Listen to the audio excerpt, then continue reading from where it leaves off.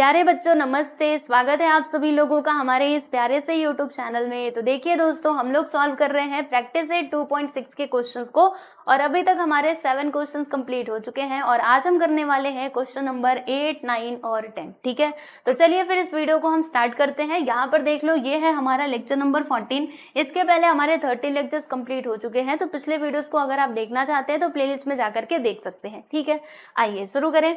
देखिए, ये रहा आपका क्वेश्चन नंबर 8। अब इसमें क्या लिखा हुआ है आइए जरा हम पढ़ते हैं और फिर समझते हैं। तो देखो, इसमें लिखा है, जैसे मान लो कि ये आपका क्या है, ये आपका कोई एक काम है, ठीक है, जिसे ये दोनों कर रहे हैं। तो आप समझिएगा, देखो यहाँ पे कंडीशन क्या दी गई है कि Pintu takes 6 days more than those of Nishu to complete the certain work. यानी कहने का मतलब क्या है, देखो ये आपका मान लीजिए सर्टन वर्क है, यानी कोई काम है, तो पिंटू को कितना दिन लग रहा है इस काम को करने के लिए। ये पिंटू हो गया और ये हमारा निशु हो गया। तो यहाँ पे लिखा है कि Pintu takes 6 days more than those of Nishu. यानी देखो, निशु को जितना भी टाइम लगता है ना, उससे 6 दिन ज्यादा लग रहे हैं पिंटू को उसी काम को करने के लिए। जैसे मान लेते हैं कि निशु को लग रहे हैं x days इस काम को कंप्लीट करने के लिए। ओके, निशु अगर इस काम को अकेले करे ना तो वो x days में कंप्लीट कर लेगा। तो पिंटू को कितने टाइम लगेंगे? अगर निशु को लग रहे हैं x days तो फिर पिंटू को लगेंगे x + 6 days, क्योंकि यहाँ पर यही बोला गया था, पिंटू टेक्स 6 days मोर यानी क्या होता है, जोड़ना।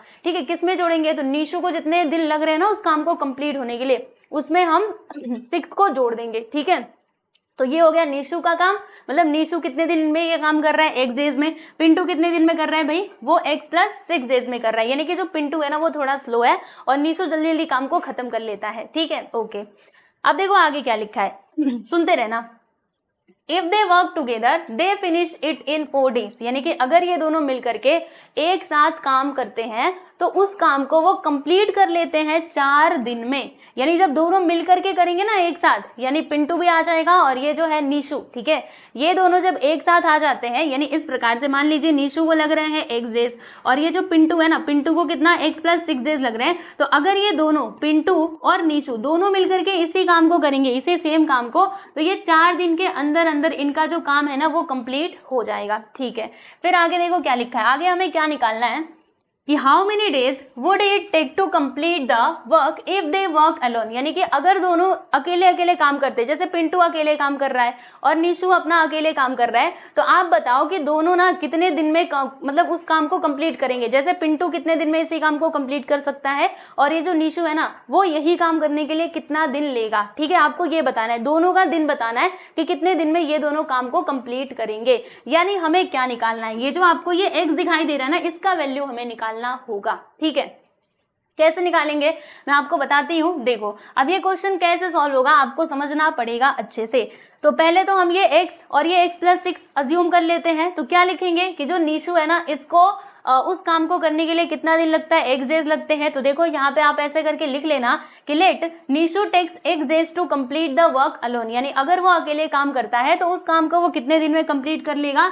तो x days में कंप्लीट कर लेगा। ठीक है, ओके। फिर अगर निशु को लग रहा है x days तो पिंटू को कितने दिन लगेंगे भाई? x + 6 days लगेंगे। देखो यहाँ पे x + 6 days to complete the work alone. यानी पिंटू अगर अकेले काम करता है तो उसको इतना दिन लग जाएगा। ओके, समझ में आया? ओके जी, बहुत अच्छी बात है।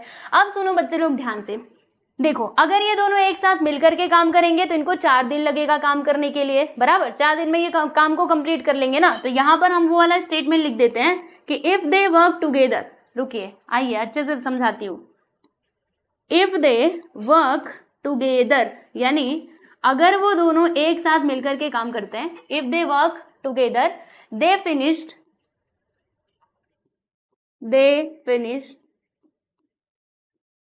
इट यानी वर्क, ठीक है, काम की बात की जा रही है, इन 4 days। मतलब 4 दिन में ही उस काम को वो लोग क्या कर लेंगे बच्चों? कंप्लीट कर लेंगे, बराबर। तो देखिए, मैं आपको ना थोड़ा सा यहाँ पे एक बात बताना चाहती हूँ, अच्छे से सुनिएगा।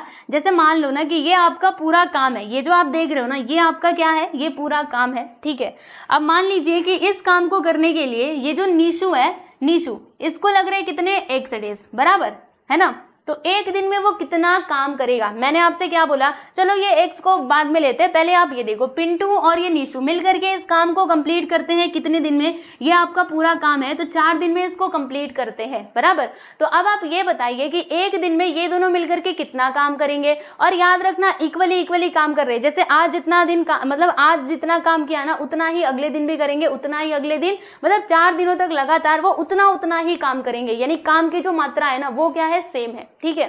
तो अगर ये लोग 4 दिन में इस पूरे काम को कंप्लीट कर रहे हैं तो एक दिन में कितना काम करेंगे, बोलो हम क्या करेंगे, इस काम के 4 हिस्से कर देंगे, है ना, 4 हिस्सों में डिवाइड करेंगे, यानी कि ये पहला हिस्सा हो गया, ये दूसरा और ये तीसरा और फिर जाके ये चौथा, यानी एक दिन में ये लोग कितना काम करेंगे बोलना जरा। तो एक दिन में ये लोग ये वाला काम कर देंगे, ये वाला पार्ट, ठीक है। फिर दूसरे दिन ये वाला करेंगे, आओ मैं आपको बताती हूँ, दूसरे दिन ये वाला काम करेंगे और तीसरे दिन फिर ये वाला, ठीक है। और उसके बाद जब लास्ट दिन आएगा तो उसमें ये वाला काम करके ये लोग पूरे काम को खत्म कर देंगे, ठीक है। तो अब ये जो अलग अलग पार्ट मैंने किए हैं इनको अगर आपको दिखाना हुआ तो कैसे दिखाओगे, तो आप ऐसे फ्रैक्शन में करके दिखाओगे, यानी ये वाला जो काम है ये क्या है, ये 1/4 है। 1/4 मैंने क्यों बोला, क्योंकि इसके 4 हिस्से हैं, 4 में से एक हिस्सा वाला काम इन लोगों ने किया। फिर अगर मैं इस हिस्से की भी बात करूं तो इसको भी हम कैसे लिख सकते हैं 1/4 करके, इसको भी हम कैसे लिख सकते हैं 1/4, इसको भी हम कैसे लिख सकते हैं बच्चों 1/4 करके लिख सकते हैं। यानी यहां से आपको एक बात समझ में आ जानी चाहिए कि अगर पिंटू और निशु दोनों एक साथ मिलकर के काम कर रहे हैं, है ना, तो उस काम को वो कंप्लीट करते हैं 4 दिन में, तो एक दिन में कितना काम वो करेंगे, तो 1/4 हिस्सा, ठीक है, इतना काम वो लोग क्या करेंगे एक दिन में। कौन कौन, पिंटू और निशु मिल करके। समझ आया कि नहीं, तो बताओ एक दिन में वो लोग कितना काम करेंगे, 1/4 काम करेंगे। ओके, तो यहां पर पहले मैं एक बात लिख देती हूँ, क्या लिखूंगी कि यहाँ पे लिखेंगे कि work done by both in 1 day, मतलब एक दिन में ये दोनों मिलकर के कितना काम करेंगे, तो यहाँ पे आप लिख दोगे 1/4, ठीक है। चलो इस बात को आप ध्यान रखना, राइट। ओके जी, अच्छी बात है। अब मैं आपको कुछ और बात बताना चाहती हूँ। चलो यहाँ तक तो आपको क्लियर है, इसको जरा मैं मिटा दूं और फिर आगे की बातें आप लोगों को बताती हूँ। जैसे देखो जो हमारा निशु है ना, निशु, ठीक है, जब वो इस काम को करता है तो X डेज में ये पूरा काम जो है ना इसको वो कंप्लीट कर लेता है। तो चलो मुझे एक बात बताओ, अगर वो X डेज में पूरा काम कंप्लीट कर रहा है तो एक दिन में कितना काम करेगा, बोलो जल्दी से। एक दिन में वो काम करेगा 1/x, जैसे 4 दिन में पूरा काम हो रहा था तो एक दिन में कितना हुआ, 1/4 हुआ, यानी जो टोटल था ना उसको हम नीचे लिख रहे थे, ऊपर लिख रहे थे 1, बराबर। ठीक उसी प्रकार से अगर वो X डेज में पूरा काम कंप्लीट कर रहा है तो एक दिन में कितना काम करेगा, 1/x काम करेगा, ठीक है, समझ आया। तो अब यहाँ पे हम लिखते हैं कि एंड ऑल्सो निशु, रुकिए, work done by Nishu in 1 day, work done by Nishu in 1 day, मतलब एक दिन में वो कितना काम करेगा भाई, 1/x काम करेगा, ठीक है। फिर उसी प्रकार से ये जो है ना, कौन था हमारा, पिंटू, पिंटू का भी हम निकाल लेंगे। देखो पिंटू जब ये अकेले काम करता है तो उस काम को वो कंप्लीट करता है x + 6 डेज में, बराबर। तो मुझे एक बात बताओ, एक दिन में वो कितना काम करेगा, तो एक दिन में इतना काम करेगा 1/x + 6। अब तो आपको समझ में आ ही रहा होगा, तो यहाँ पे हम लिख देंगे कि and work done by Pintu in 1 day, एक दिन में ये कितना काम करेगा भाई, 1/x + 6, ठीक है। चलो इतनी बात अगर आप लोगों को समझ में आई तो एक बार थम्स अप कर सकते हो, ठीक है, थम्स अप यानी लाइक का बटन जो है उसको दबा सकते हो। चलिए अब मैं आपको आगे कुछ और बातें बताती हूँ। यहाँ तक तो क्लियर है ना, सब कुछ देखो, सब कुछ सिस्टमेटिक वे में चल रहा है, बस अब सुनते रहो, अब देखना कैसे आंसर मिलेगा। आओ थोड़ा सा कलर बदल लूं, है ना। देखिए अब मैं आपको एक बात बताती हूँ, यहाँ पे क्या लिखा है, work done by both in 1 day 1/4, यानी 1/4 जो काम है ना वो लोग कितने दिन में कर रहे हैं, दोनों मिल करके कर रहे हैं। देखो यहाँ पे मैंने क्या लिखा है, बोथ, यानी दोनों मिल करके एक दिन में काम कितना कर रहे हैं, 1/4। और ये देखो नीशु एक दिन में कितना काम कर रहा है 1/x, और ये जो पिंटू है उसने एक दिन में कितना काम किया 1/x प्लस 6। तो अगर मैं इन दोनों का एक एक दिन का काम जोड़ू, है ना, तो फिर मुझे टोटल किसके बराबर, मतलब वो किसके इक्वल आएगा 1/4 के इक्वल आएगा। क्यों ऐसा? अरे सुनो ना, ये दोनों एक साथ जब काम करते हैं ना तो इतना काम कंप्लीट होता है। और हमने यहाँ पर देखा कि एक दिन में नीशु करता है इतना काम, एक दिन में पिंटू करता है इतना काम, ठीक है। तो दोनों के काम को जब जोड़ दोगे तो इसी के बराबर आएगा ना, आएगा कि नहीं? तो यहाँ पे हम लिख देते हैं कि फ्रॉम द कंडीशन, ठीक है, फ्रॉम कंडीशन। तो जो यहाँ पे कंडीशन बनेगी ना उससे आप समझिएगा, क्या समझोगे? Work done by Nishu in 1 day 1/x, work done by Pintu in 1 day x plus 6, ये दोनों को मिला करके हमें क्या मिलेगा भाई 1/4 के इक्वल मिलेगा, समझे? यस। अब देखो क्या करना है आप लोगों को, अब इसको सिंप्लीफाई करो एंड देन आंसर आपको मिलेगा, यानी x का वैल्यू मिलेगा। कैसे करना है सुनिए, ये जो x प्लस 6 है इसको मतलब यहाँ पे क्रॉस मल्टीप्लीकेशन कर देते हैं। x प्लस 6 का मल्टीप्लाई 1 में करोगे तो x प्लस 6 आएगा, प्लस x का मल्टीप्लाई 1 में करोगे तो x आएगा, फिर इन दोनों का आपस में मल्टीप्लाई कर दो तो x into x plus 6 which is equal to 1/4, ठीक है। अब आओ आगे चलते हैं, कहाँ पे करूँ मैं इसको, रुको इसको थोड़ा मैं किनारे करती हूँ ना, और फिर उसके बाद इसके आगे करती हूँ। अभी दिखाई दे रहा होगा आप लोगों को, ज़्यादा छोटा नहीं है वैसे, रुक जा भाई थोड़ा सा नीचे आ जा, चलो आ जाओ यहीं पे थोड़ा करते हैं फिर उधर जाएंगे। देखिए क्या होगा, x प्लस एक्स करोगे तो यहाँ पे 2x आ जाएगा, 2x प्लस 6 यहाँ पे मल्टीप्लाई करो, x इंटू एक्स करोगे तो x स्क्वायर, x इंटू 6 करोगे तो यहाँ पर 6x आ जाएगा 1/4। अब उसके बाद हम यहाँ पर क्या करेंगे सुनिए ध्यान से, यहाँ पर हमने ना, रुकिए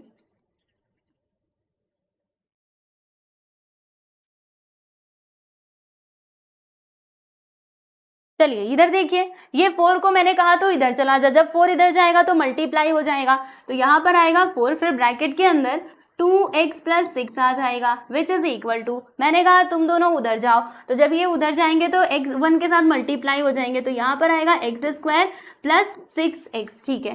फिर 4 का मल्टीप्लाई इधर अंदर कर दो, 4 2 ज़ा x प्लस 6 4 ज़ा 24, यहाँ पे 24 आ जाएगा, है ना, 4 2 ज़ा 8 4 6 ज़ा 24, फिर यहाँ पर एक्स स्क्वायर प्लस 6x। अब मैंने कहा तुम दोनों उधर चलो, तो इधर क्या बचेगा 0, तो x square plus 6x plus 8x उधर जाएगा तो माइनस 8x हो जाएगा, और प्लस 24 उधर जाएगा तो माइनस 24 हो जाएगा, ठीक है, ओके। फिर देखो इसको सीधे से करके लिख देते हैं, तो एक्स स्क्वायर और 6x माइनस 8x करोगे तो कितना आएगा, 8 में से 6 गया तो 2, मतलब माइनस में माइनस 2x आ जाएगा, minus 24 which is equal to 0। तो अब देखो आपका ये जो क्वाड्रेटिक इक्वेशन है ये बन चुका है। अब इसे आपको करना होगा solve by the factorisation method, okay. तो यहाँ पे इसका कोएफिशिएंट एक्स स्क्वायर का कोएफिशिएंट क्या है 1, थर्ड टर्म हमारा क्या है भाई माइनस 24, दोनों को मल्टीप्लाई करेंगे माइनस 24। अब इसके दो फैक्टर्स बताओ जल्दी से कि मल्टीप्लाई करने पे तो माइनस 24 आए और प्लस या फिर माइनस करने पे माइनस 2 मिले, सोचिए ऐसे दो फैक्टर्स कौन कौन से होंगे। 6 4 ज़ा 24, राइट, हो सकता है ना। तो यहाँ पे हम लिख देंगे 6 और 4, किसको माइनस में लेना चाहिए, तो हमें देखो ये माइनस चाहिए तो ग्रेटर नंबर माइनस और छोटा वाला नंबर प्लस में ले लेना, तो यहाँ पर आएगा एक्स स्क्वायर, फिर उसके बाद minus 6x plus 4x minus 24 which is equal to 0। इसमें से क्या कॉमन ले सकते हैं x को, यहाँ पे 2 बार x था, एक x बाहर गया, एक x बचा हुआ है, फिर यहाँ से x बाहर गया यानी 6 बचा हुआ है, फिर यहाँ पे 4 लिख दिया, है ना, 4 को मैंने बाहर निकाल लिया तो 4 बाहर गया, यहाँ पे x बचा हुआ है, फिर इधर माइनस आ जाएगा, ये 24 को आप 4 से डिवाइड कर दो तो 4 6 होता है हमारा 24, है ना, तो यहाँ पे 6 आ जाएगा। फिर देखो x माइनस 6 इसको मैंने कॉमन ले लिया, है ना, x माइनस 6 को मैंने ले लिया है कॉमन, दूसरे ब्रैकेट में क्या आ जाएगा प्यारे दोस्तों x plus 4 which is equal to 0। यहाँ पे हम लिखेंगे x minus 6 which is equal to 0 और x प्लस 4 बराबर 0। फिर यहाँ से देखो x बराबर यानी x which is equal to minus 6 उधर गया तो प्लस 6 हो जाएगा और ये प्लस 4 उधर गया तो माइनस 4 हो जाएगा। ओके चलो यहाँ तक बात समझ में आ गई। तो x के हमें दो वैल्यूज मिले हैं, एक तो प्लस में दूसरा माइनस में, तो क्या x का वैल्यू माइनस में हो सकता है, बताओ मुझे। x हमने किसको माना था, तो x हमने माना था जो काम हो रहा है ना उसको, नहीं नंबर ऑफ डेज, ठीक है। एक्स हमने किसको कंसीडर किया था, डेज को कंसीडर किया था। तो देखो जो नंबर ऑफ डेज है ना वो कभी भी माइनस में नहीं हो सकता, है ना। देखो डिस्टेंस बोलो, डेज बोलो, या फिर अगर हम कहते हैं टाइम भी कहते हैं, तो वो भी कभी भी माइनस में नहीं हो सकता, यानी ये माइनस में नहीं होगा, है ना। मतलब x का वैल्यू हमें क्या मिलेगा प्यारे दोस्तों, वो हमें 6 मिल जाएगा। यानी कि जो नीशु है ना वो उस काम को करने के लिए कितना दिन लगा रहा है, 6 दिन लगाएगा। ठीक है, तो आओ मैं आपको बताती हूँ, रुकिए। हाँ चलो इसको ऊपर ही कर देते, बाद में मैं छोटा करके दिखा दूंगी। ओके, देखिए यहाँ पर हम लिखेंगे कि since number of days cannot be in negative, number of days जो है ना वो हमारा नेगेटिव में नहीं हो सकता। So therefore x which is not equal to -4, तो बोलना जरा यहाँ पे x का हमारा वैल्यू क्या आ जाएगा, 6 आ जाएगा। ठीक है, तो अगर x का वैल्यू 6 है तो x प्लस 6 जो ये काम कर रहा था ना, ये कहाँ गया, पिंटू है ना। x प्लस 6 कितना हो जाएगा, तो वो हमारा 12 हो जाएगा। तो देखो मैं यहाँ पे आगे कर भी देती हूँ, जैसे ये x प्लस 6 तो हमारा नीशु का काम है। अब पिंटू कितने दिन में इस काम को कंप्लीट करेगा, x प्लस 6 यानी कि x का वैल्यू 6, तो 6 प्लस 6 करोगे तो कितना आ जाएगा भाई, 12 आ जाएगा। तो ये आप देख सकते हो हमने 12 निकाल लिया। तो अभी लास्ट में आंसर कैसे लिखोगे, यहाँ पर देखिएगा आपको आंसर कैसे लिखना है, तो ऐसे लिखना है। ये देखो मैंने यहाँ पे लिखा हुआ है, क्या लिखेंगे कि the number of days taken by Nishu and Pintu to complete the work alone is 6 days and 12 days respectively. यानी कि नीशु को लगते हैं 6 दिन उसी काम को करने के लिए, और पिंटू देखो स्लो है ना, इसको 12 दिन लग रहे हैं ये काम को करने के लिए। ठीक है, तो आप देख सकते हो ये है आपका फाइनली आंसर, मैंने आपको बता दिया है, देख लो अच्छे से और इसको अच्छे से प्रैक्टिस करना। ठीक है, चलो अब हम चलते हैं हमारे अगले सवाल पे, यानी कि क्वेश्चन नंबर 9 पे। तो आइए क्वेश्चन नंबर 9 की जरा हम बात कर लेते हैं। इसके ऊपर भी है स्टार मार्क, ये भी इंपॉर्टेंट है, अच्छे से पढ़ना है इसको। चलिए देखते हैं इसमें क्या लिखा हुआ है। देखो यहाँ पर बोला गया है कि if 460 is divided by a natural number, natural number क्या होता है मैंने आपको बताया था, it starts from 1 and goes to infinity. ठीक है, तो divided by a natural number, quotient is 6 more than 5 times the divisor and remainder is 1, find the quotient and divisor. अब देखो स्टूडेंट यहाँ पे आपको एक बात पे ध्यान देना है, किसको हम x माने। यहाँ पे बहुत सारी चीजें दी गई है, डिविडेंड भी दिया है, क्वोशंट भी है, रिमाइंडर भी है और डिवाइजर भी है। तो हम किसको x माने, तो देखो जिसका जिसका वैल्यू दिया है आपको उसे x नहीं मानना है, जिसका वैल्यू नहीं दिया है उसको x मानना है। और एक और तरीका मैंने आपको बताया था, जो हमारा इंडिपेंडेंट वेरिएबल है ना उसको हम मतलब मानेंगे x, राइट। तो अब सुनो ध्यान से, पहले मैं यहाँ पे लिख देती हूँ इसका सॉल्यूशन, राइट। चलो अब एक एक करके सारी चीजों को हम समझते हुए चलते हैं। देखिए यहाँ पे क्वेश्चन में क्या क्या दिया है मैं आपको बताती हूँ। देखो रुको, मैंने इसका कलर नहीं बदला। देखो अब क्या क्या दिया है, यहाँ पे क्या लिखा है कि 460 is divided by a natural number, यानी कि कोई एक नेचुरल नंबर है जिससे हम क्या कर रहे हैं, 460 को डिवाइड कर रहे हैं। देखो जैसे ये इस प्रकार से हमारा डिवीजन होता है, तो ये जो 460 है ना इसको हम किसी नेचुरल नंबर से डिवाइड कर रहे हैं, बराबर। वो नेचुरल नंबर क्या है वी डोंट नो, हमें नहीं मालूम। ठीक है, आगे देखो क्या लिखा है, जो आपका क्वोशंट है ना, क्वोशंट यानी जो ऊपर आता है वो क्या है, 6 मोर है, यानी 6 ज्यादा है। लेकिन किससे 6 ज्यादा है, तो देखो क्या लिखा है, 5 टाइम्स द डिवाइजर, यानी जो आपका डिवाइजर रहेगा ना उसका 5 टाइम्स। अब डिवाइजर क्या है हमें नहीं मालूम, जिससे हम डिवाइड करते हैं उसको डिवाइजर कहते हैं ना, तो ये यहाँ पर क्या आएगा हमें नहीं मालूम। चलो मैंने मान लिया कि ये डी है, तो ये डिवाइजर का क्या है 5 टाइम्स, तब जाके हमें ये क्वोशंट मिलता है। मतलब 5 टाइम्स डिवाइजर प्लस 6 करेंगे तो क्वोशंट मिलेगा।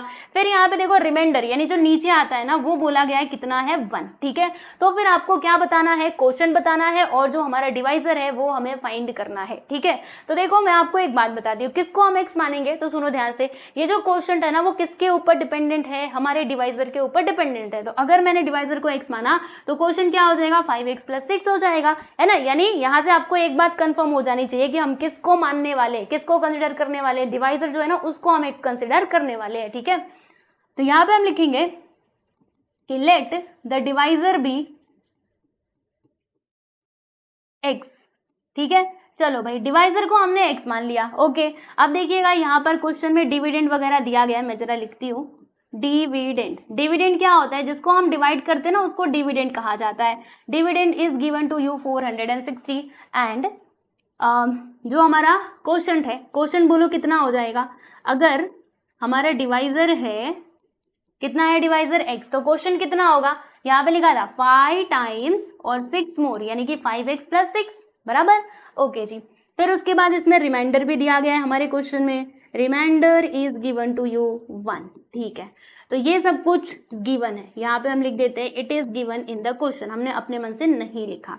ठीक है, यहाँ तक तो हमें समझ में आ गया, लेकिन आगे क्या करना है, आगे का बताओ। अरे आगे का सुनो, अब क्वेश्चन में तो कुछ कंडीशन दी नहीं है, अब आपको यहाँ पे खुद से कंडीशन लगाना पड़ेगा। खुद से कंडीशन, जी बिल्कुल, आप लोगों ने ये तो पहले पढ़ा ही होगा। Dividend which is equal to क्या होता है, क्वोशंट ये divisor into quotient plus remainder, ये होता है ना। ये आप लोगों को पता है कि नहीं, नहीं पता है तो अभी जान लो अच्छे से। सिंस वी नो दैट, हमें मालूम है कि dividend which is equal to क्या होता है, डिवाइजर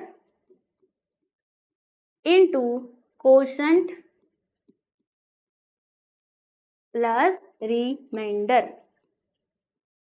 ये चीज हम लोगों को बहुत अच्छे से पता है, ठीक है, और ये आप लोगों को ध्यान में रखना भी है। समझ रहे हो? देखो मैं इसको बॉक्स में कर देती हूँ ताकि भूलो नहीं, लिख लेना इसको अच्छे से ध्यान से, ठीक है। ओके, अब हम क्या करेंगे, इसमें सारे वैल्यूज को पुट करेंगे। आओ भाई पुट करते हैं। तो डिविडेंड बता दो कितना है, 460, डिवाइजर कितना है, x है, into quotient is 5x plus 6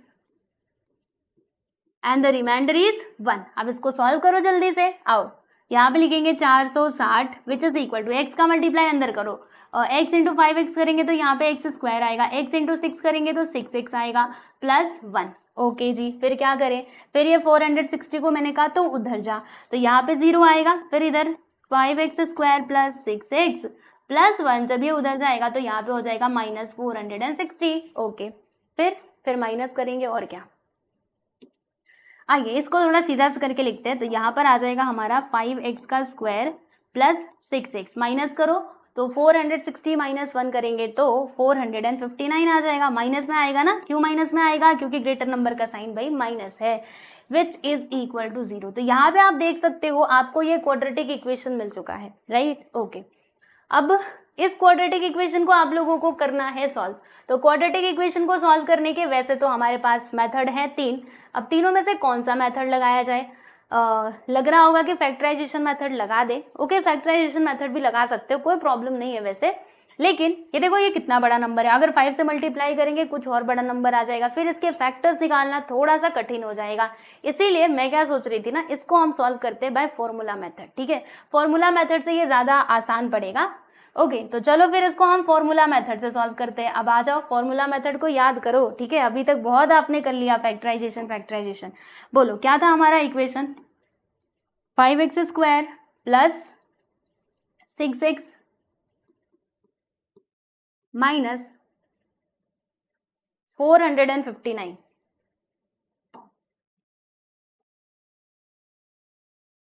which is equal to 0।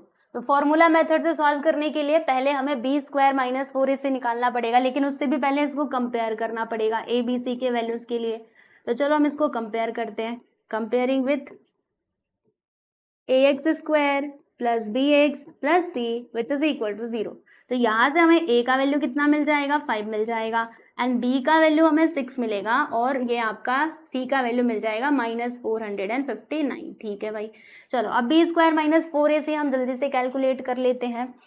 अब यहाँ पे लिखते हैं कि b स्क्वायर माइनस 4ac, चलो वैल्यूज पुट करो। b का वैल्यू कितना है 6, यहाँ पे लिख देंगे 6 का स्क्वायर माइनस 4 इंटू a का वैल्यू इज 5 एंड c का वैल्यू इज माइनस 459। ठीक है, 6 का स्क्वायर 36, मल्टीप्लाई करेंगे 4 5 से कितना होता है 20 इंटू माइनस 455। अब दोनों का मल्टीप्लाई करेंगे 36 माइनस, देखो माइनस माइनस मिलकर के प्लस हो जाएगा। अब दोनों का मल्टीप्लाई करो, 2 9 से कितना होता है 2 9 से 18 होता है। ठीक है, फिर 2 9 से 18 1 आया, 2 5 से 10 1 11 1 आ गया, 2 2 से 4 1 5 बराबर।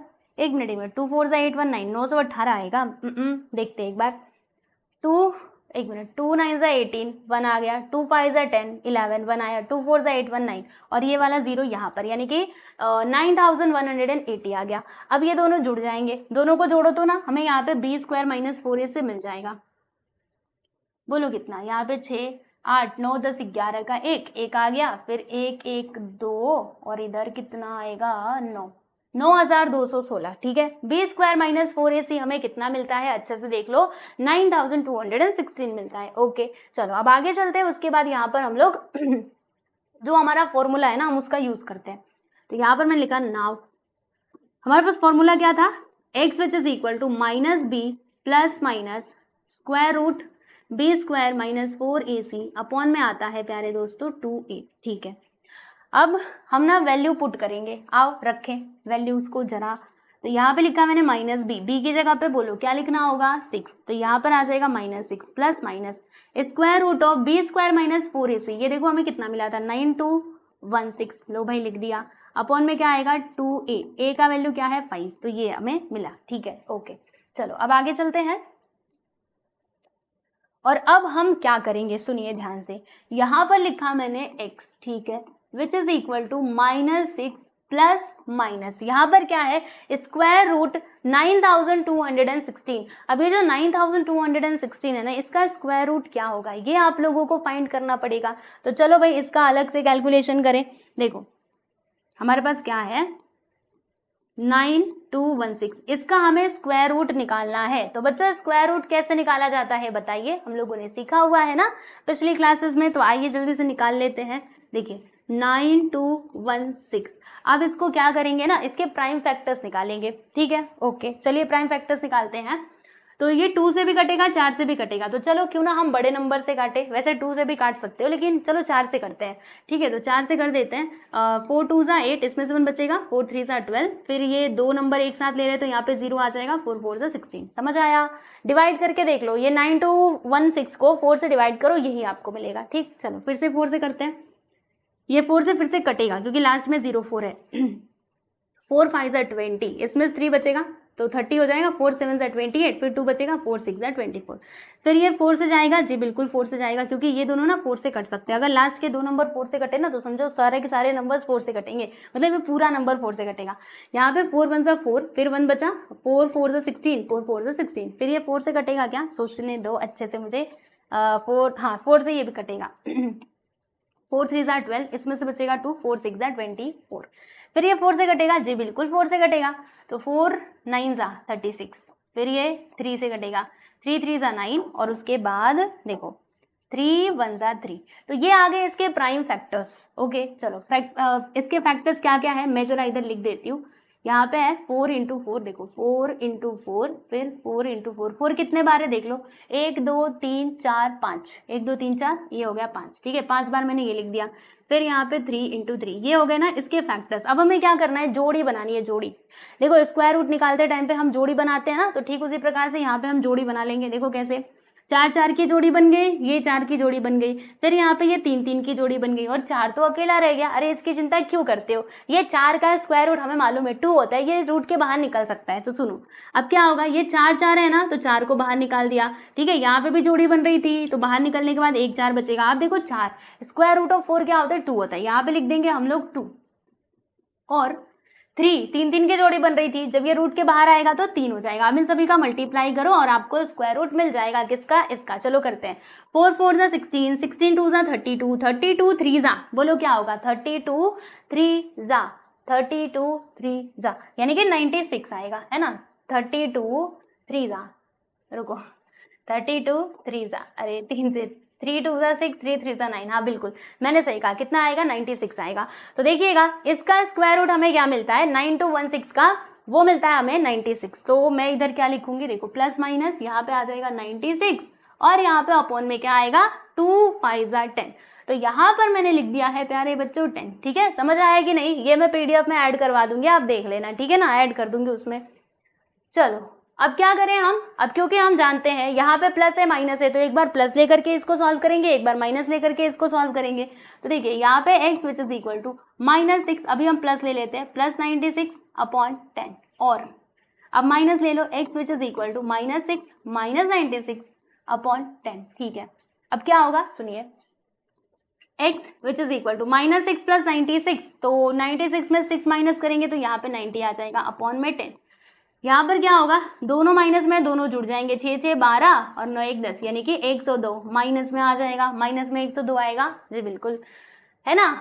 चलो अब आगे चले, यहाँ पे 0 से 0 कट, तो x का वैल्यू हमें 9 मिलता है, इसमें देखो x का वैल्यू क्या मिलेगा, तो ये माइनस है तो माइनस तो रहेगा ही, और उसके बाद ये इधर 0, एक नंबर के बाद 0 है ना, देखो इधर कितना है 10 है, एक ही 0 है, तो पीछे से एक नंबर के बाद हम पॉइंट लगा देंगे, यानी कि 10.2, मतलब जब आप इसका क्या करोगे, डिवाइड करोगे, आपको 10.2 मिलेगा। ठीक है, तो आप देख सकते हो x के हमें दो वैल्यूज मिले हैं, एक तो 9 मिला है, दूसरा माइनस 10.2 मिला है। तो अब x का वैल्यू हम कौन सा ले, क्या माइनस में इसका वैल्यू हो सकता है? वैसे तो हो सकता था, लेकिन यहाँ पर क्वेश्चन में एक बात दे दी गई है कि डिवाइजर जो है ना प्यारे बच्चों, वो आपका नेचुरल नंबर है। देखो क्या लिखा है कि 460 is divided by a natural number, तो जिससे हम डिवाइड करते हैं वो डिवाइजर होता है, यानी डिवाइजर आपका नेचुरल नंबर होना चाहिए। तो माइनस में तो हमारा नेचुरल नंबर कभी होता ही नहीं है ना। तो यहाँ पे हम लिखेंगे कि since divisor is a natural number, ठीक है ना,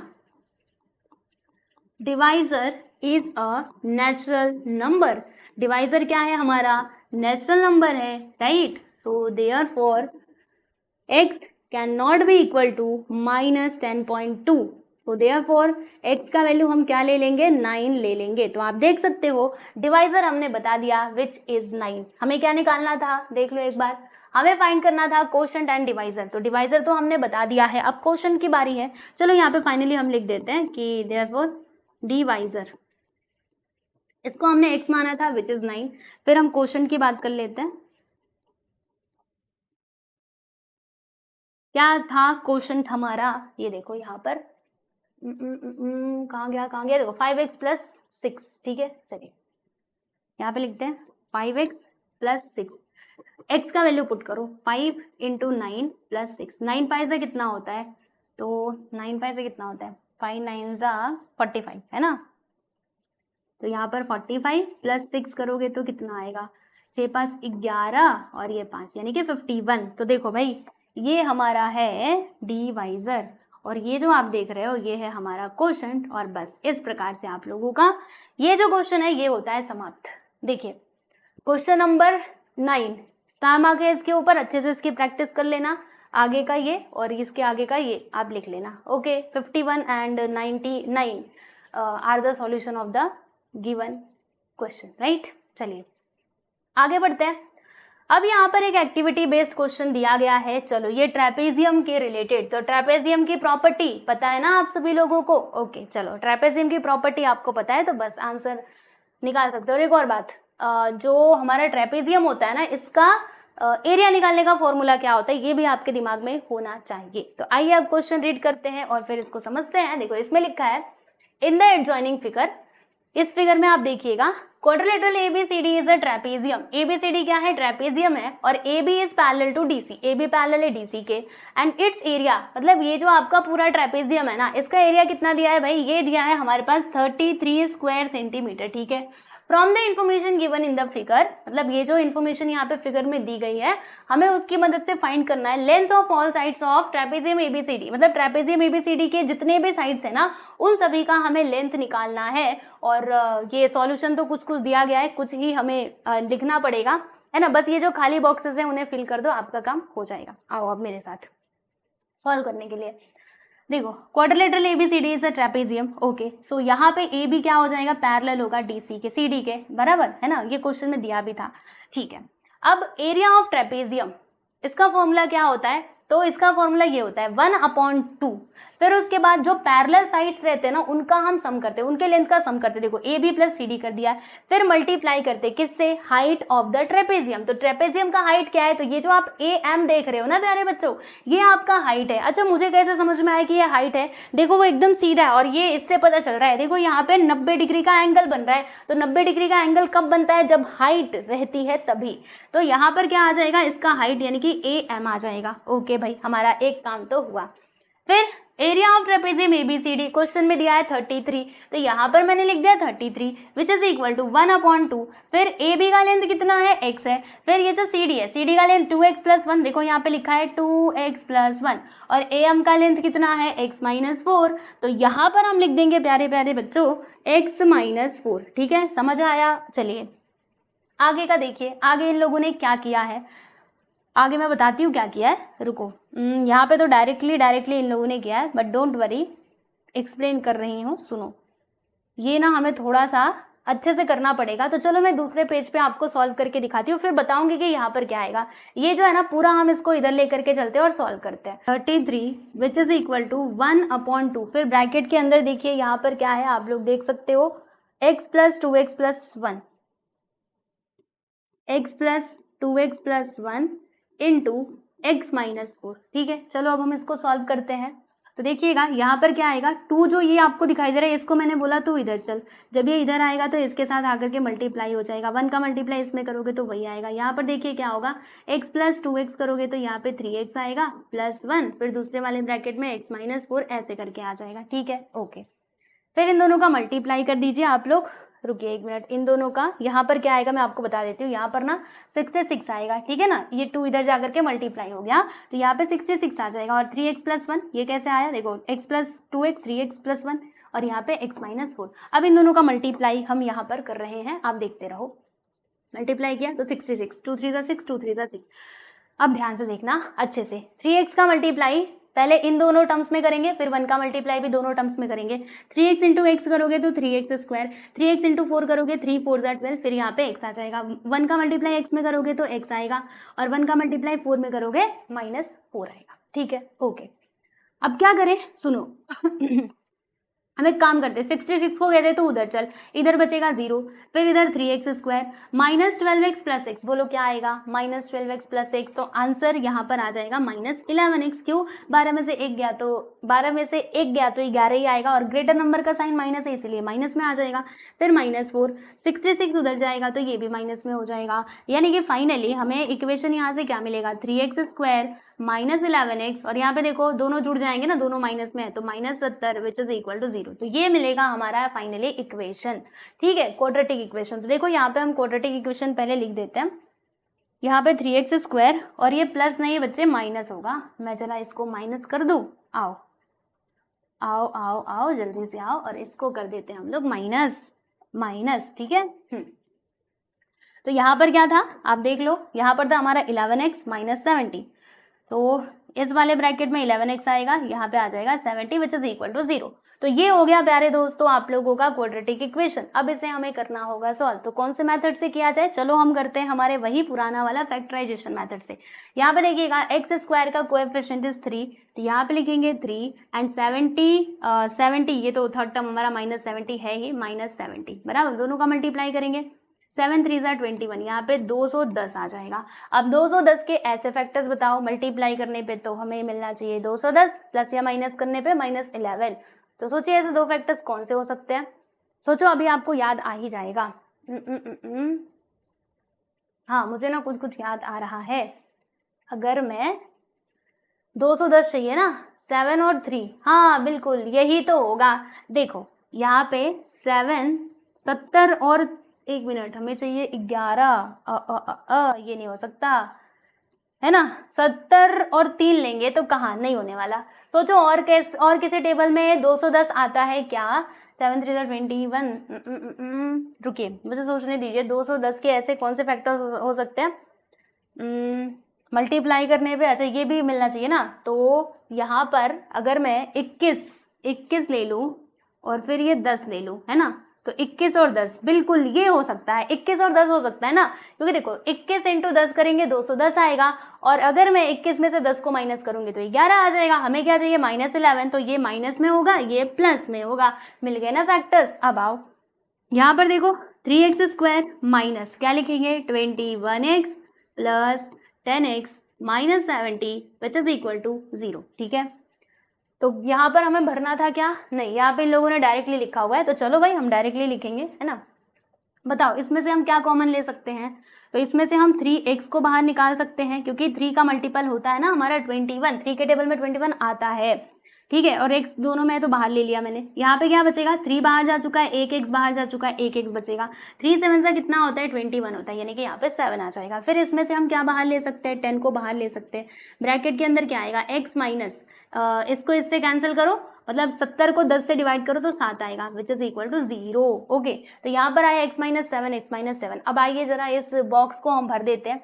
यहाँ से 3x को बाहर लिया था तो ब्रैकेट के अंदर क्या आया, x -7, यहाँ पे लिख देते हैं हम लोग x माइनस 7, और यहाँ से 10 को बाहर लिया था तो ब्रैकेट के अंदर x माइनस 7 आ गया, ठीक है ना। अब देखो यहाँ पर क्या होगा, x माइनस 7, लो भाई हमने कॉमन निकाल लिया, और 3x प्लस 10 एक ब्रैकेट में आ गया, फिर 3x plus 10 which is equal to 0 होगा, और x minus 7 which is equal to 0 हो जाएगा। फिर देखो यहाँ पर इन लोगों ने क्या किया है, डायरेक्टली कर दिया है, सुनो, ये x को अकेला रखा, प्लस 10 को उधर भेजा, माइनस 10 हो गया, 3 इधर मल्टीप्लाई में था, इसको उधर भेजा, ये डिवाइड में चला गया, और यहाँ पे देखो क्या होगा, x which is equal to minus 7 उधर जाएगा तो प्लस 7 हो जाएगा, राइट, ओके। अब ये जो x है ना, x एक्चुअली में है क्या, तो ये कहीं ना कहीं लेंथ है, देख रहे हो, तो जो आपका लेंथ है क्या वो कभी नेगेटिव हो सकता है, या तो होगा ही नहीं, या फिर होगा तो कुछ ना कुछ होगा, माइनस में तो नहीं होने वाला। देखो यहाँ पे लिखा है, but length is never negative, length कभी भी नेगेटिव नहीं हो सकता है ना, क्योंकि ये माइनस में आए प्लस में आए, तो ये माइनस में तो हो नहीं सकता। So therefore x is not equal to minus 10/3, तो x का वैल्यू हम क्या लेंगे, 7 लेंगे, ठीक है, इतनी बात समझ में आई, ओके जी। अब हमें यहाँ पे हर एक साइड का लेंथ फाइंड करना था ना, तो आओ मैं आपको निकाल करके बताती हूँ, सुनो। यहाँ पर तो ये तो आप आगे का समझ जाओगे उधर से देख करके। अब यहाँ पे देखिएगा, मैं आपको बताऊं अगर, तो x का वैल्यू हमने क्या लिया है, 7 लिया है, ठीक है, x का वैल्यू 7 ही मिला है ना हम लोगों को। तो अब मैं आपको बताती हूँ, सुनिए ध्यान से, हम ना हर एक साइड का लेंथ निकालेंगे, यानी AB का, ठीक है, फिर उसके बाद BC, फिर यहाँ पर CD, और उसके बाद AB BC CD, और क्या आएगा, और देख लेते हैं, चलो। AB का लेंथ कितना था, x था ना, तो यहाँ पर हमने लिखा x का वैल्यू इज 7, AB मिल गया। फिर BC देखो कितना था, x माइनस 2, तो यहाँ पर मैंने लिखा है प्यारे प्यारे बच्चों x माइनस 2, x का वैल्यू इज 7, तो 7 माइनस 2 करोगे तो 5 आ जाएगा, यानी इसका लेंथ हमें कितना मिलता है, 5 मिलता है, ठीक है। फिर उसके बाद तीसरी वाली साइड क्या थी, BC हो गया, फिर ये CD कितना था, 2x प्लस 1, तो यहाँ पर मैं लिखती हूँ CD which is equal to 2x plus 1, तो x का वैल्यू कितना है, 7, तो यहाँ पर आ जाएगा 2 इंटू 7 प्लस 1, 2 7 14, प्लस 1 करने पे हमें क्या मिल जाएगा, 15, यानी कि जो CD है ये वाले साइड का लेंथ हमें मिलता है 15, ओके। फिर ये वाला जो साइड है AD, ये हमें कितना मिलेगा, AD का तो कुछ दिया ही नहीं है, अरे चिंता मत करो, मैं बता रही हूँ AD कितना मिलेगा। देखो यहाँ पर आप देख सकते हो, यहाँ पे एक क्या है, साइन है, ये देखो, ये किसका साइन होता है, दोनों जगह इन लोगों ने ऐसे ऐसे बनाए हुए, इधर भी और इधर भी, यानी ये इक्वल का साइन होता है, मतलब BC और AD दोनों आपस में क्या है, कॉन्ग्रुएंट है, ठीक है ना। तो यहाँ पे देखो AB, मैं आपको बताऊं, अगर BC जितना होगा उतना ही AD भी होगा, तो यहाँ पे हम लिख देते हैं कि सिंस हमने क्या देखा, BC which is equal to AD, तो बताओ AD BC कितना था, 5, तो AD भी कितना हो जाएगा भाई, 5 हो जाएगा, ठीक है। तो बस ये है आप लोगों का फाइनली आंसर, तो चलो लिख देते हैं। AB कितना आया था, AB हमारा 7 यूनिट्स, CD कितना आया था, CD यानी कि CD यानी ये 2x प्लस 1, 2 7 14 15, ठीक है, और AD और BC कितने आ जाएंगे, तो ये x माइनस मतलब 7 माइनस 2 करेंगे तो 5, ठीक है। तो आप देख सकते हो, ये लीजिए, यहाँ पर आपका ये क्वेश्चन भी होता है समाप्त, ठीक है। क्वेश्चन नंबर 10 हमने कंप्लीट कर लिया, ऐसे ही करना था, आगे का भी आप देख लेना, मैं इसको भी PDF में ऐड करवा दूंगी, मतलब कर दूंगी, ठीक है। सारी PDFs आपको कहाँ पर मिलेंगी, मैंने पहले ही बताया है, आओ देख लेते हैं एक बार। PDF मिलेगा हमारे इस टेलीग्राम चैनल में, नहीं जुड़े हो तो जुड़ जाना, और ये हमारी इंस्टाग्राम आईडी है, यहाँ पर भी आप लोग हमें फॉलो कर सकते हैं, और ये है हमारा ऐप, इसे भी आप लोग डाउनलोड कर सकते हैं, यहाँ पर भी PDF मिल जाएगी, और हमारी जो लाइव क्लासेस है वो आपको यहाँ पर देखने के लिए मिलेंगी, ठीक है। तो चैप्टर नंबर 2 आपका कंप्लीट हुआ, चैप्टर नंबर 1 भी हो चुका है, और ज्योमेट्री का भी चैप्टर नंबर 1 हो चुका है, और भी जो चैप्टर्स बाकी है वो भी मैं जल्दी जल्दी करवा ही रही हूँ, हो जाएगा सब कुछ आपका समय से पहले, बहुत जल्दी मैं पूरा चैप्टर्स आपके कंप्लीट करवा दूंगी, ठीक है ना। और ये मैं दोबारा से पढ़ा रही हूँ, एक बार तो मैंने पहले से ही पढ़ा दिया था व्हाइट बोर्ड पे, अब मैं आपको डिजिटल बोर्ड पे पढ़ा रही हूँ मैथमेटिक्स पूरा, ठीक है। तो आप कहीं से भी पढ़ सकते हैं, आपको जहाँ से समझ में आता है वहां से पढ़िए, व्हाइट बोर्ड का समझ आता है व्हाइट बोर्ड का पढ़िए, डिजिटल का समझ में आता है तो इसका पढ़िए, ठीक है। बस पढ़ो अच्छे से और अच्छे अच्छे नंबर लाओ, ठीक है। चलो भाई, आज के लिए बस इतना ही, मिलेंगे नेक्स्ट वीडियो में, बाय एवरीवन।